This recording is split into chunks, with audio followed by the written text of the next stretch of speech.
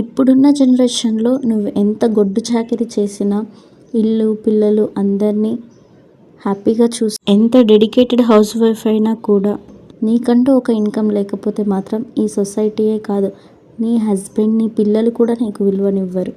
Hello all, welcome back to my channel Banvika stories Telugu. ఈ వీడియోలో ఏం చెప్తామనుకుంటున్నానంటే, నేను ఒక హౌస్ వైఫ్ని.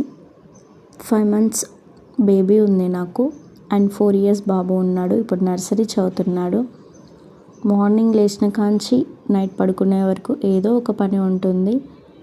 ఎంత చేసినా కూడా నాకంటూ ఒక స్పెసిఫిక్ అంటూ ఏమీ లేదు.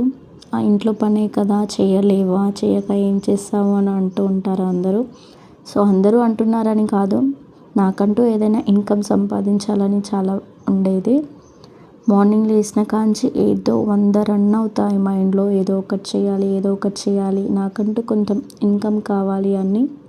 నా లైఫ్లో నేను ఎర్న్ చేసిన మనీతోనే స్పెండ్ చేయాలని, చాలా ప్లేసెస్ తిరగాలని చాలా ఉంటుంది నాకు. ఇవన్నీ ఆలోచిస్తుంటే ఈరోజు నేను హ్యాపీగా ఉండలేకపోతున్నాను. అలా అని పిల్లల్ని వదిలేసి ఏ జాబ్ చేయలేను.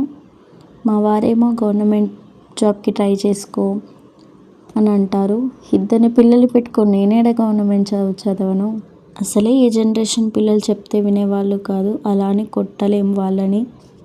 చాలా స్ట్రెస్ఫుల్గా ఉంటుంది 2 చూసుకుంటుంటే. ఇంకా వాళ్ళని చూసుకుంటూ నేను చదివే అంత మైండ్ సెట్ కూడా నాకు లేదు. యూట్యూబ్ అన్నా ట్రై చేద్దామంటే చెత్త వీడియోస్కేమో బాగానే వ్యూస్ వస్తాయి, కానీ ఎంత మంచిగా వీడియోస్ తీసినా వ్యూస్ రావట్లేదు. ప్లీజ్ సపోర్ట్ చేయండి ఫ్రెండ్స్. అందరూ అంటుంటారు, ఇంత చిన్న ఏజ్లోనే ఎందుకు పిల్లల్ని మీ వాళ్ళ దగ్గరకు వదిలేసి ఏదో ఒక జాబ్ చేయొచ్చు కదా అని. ఇప్పుడు మా వాళ్ళ దగ్గర వదిలేస్తే సర్టైన్ ఏజ్ వచ్చాక వాళ్ళని మళ్ళీ హాస్టల్లో పెట్టడం అది ఇది ఉంటుంది. మరి వాళ్ళతో స్పెండ్ చేసేది ఎప్పుడు ఇన్కమే చూసుకుంటే వాళ్ళతో మెమరీస్ క్రియేట్ చేసుకోలేం కదా. ఈ స్టేజ్ మళ్ళీ రాదు. నా లైఫ్లోనే మళ్ళీ ఈ స్టేజ్ ఎప్పుడు రాదు. ప్రతి స్టేజ్ని ఎంజాయ్ చేయాలి అని అనిపిస్తుంది. వాళ్ళ చిన్న చిన్న మాటలు, క్యూట్ స్మైల్ అది వదులుకోవాలని నాకు అస్సలు లేదు.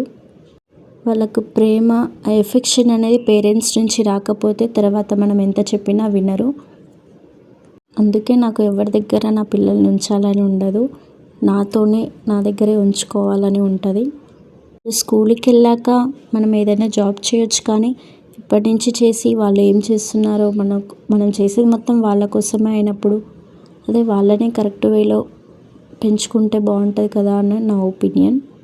లైఫ్ అనేది ఎప్పుడూ ఒకేలాగా ఉండదు కదా. చూద్దాం నా లైఫ్ ఎప్పుడు చేంజ్ అవుతుందో. Thanks for watching. Please subscribe చేసుకోండి ఫ్రెండ్స్. బాయ్.